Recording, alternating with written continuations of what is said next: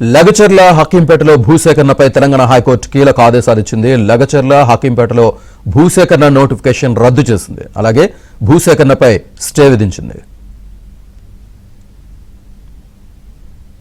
ఇదే అంశానికి సంబంధించి పూర్తి సమాచారాన్ని మా క్రైమ్ కరెస్పాండెంట్ ప్రవీణ్ అందిస్తారు. ప్రవీణ్, లగచర్ల హకీంపేటకు సంబంధించినటువంటి భూసేకరణ వ్యవహారానికి సంబంధించి తెలంగాణ హైకోర్టు కొద్ది నిమిషాల క్రితమే స్టే విధించింది. ఇప్పటికే రాష్ట్ర ప్రభుత్వం ఇచ్చినటువంటి నోటిఫికేషన్ ను రద్దు చేస్తూ కూడా తెలంగాణ హైకోర్టు ఒక కీలకమైనటువంటి నిర్ణయం తీసుకుంది.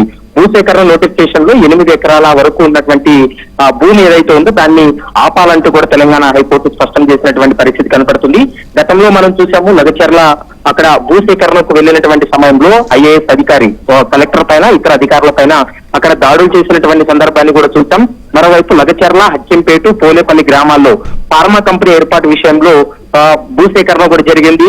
అయితే ఈ వీటిపైన భూసేకరణను సవాల్ చేస్తూ కొద్దిమంది రైతులు తెలంగాణ హైకోర్టును ఆశ్రయించడంతో దానిపైన విచారణ జరిపినటువంటి న్యాయస్థానం కొద్ది నిమిషాల క్రితమే తీర్పును కూడా వెల్లడించినటువంటి పరిస్థితి కనపడుతుంది.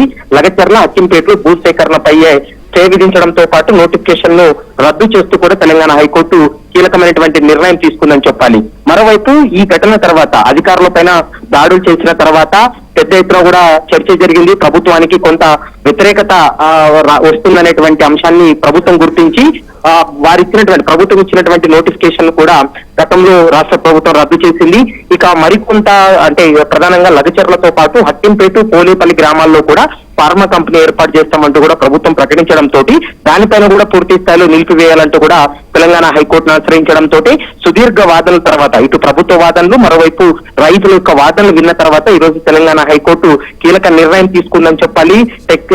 టెక్స్టైల్స్ పరిశ్రమల ప్రాధాన్యత ఇస్తున్నామన్నట్టు కూడా రాష్ట్ర ప్రభుత్వం ఒకవైపు కోర్టులో వాదనలు వినిపించినప్పటికీ కూడా రైతుల యొక్క వాదనలు ఏకీభవించిన తర్వాతే ఈ కీలకమైనటువంటి తీర్పును వెల్లడించింది. మరి దీనిపైన రాష్ట్ర ప్రభుత్వం మరోసారి పునరాలోచించిన తర్వాత ఎలాంటి నిర్ణయం తీసుకోబోతుంది, తెలంగాణ హైకోర్టు ఇచ్చినటువంటి తీర్పు పైన ప్రభుత్వం ఎలా ముందుకెళ్తుందనేది మాత్రం చూడాల్సినటువంటి అవసరం ఉంటుంది. శ్రీనివాస్.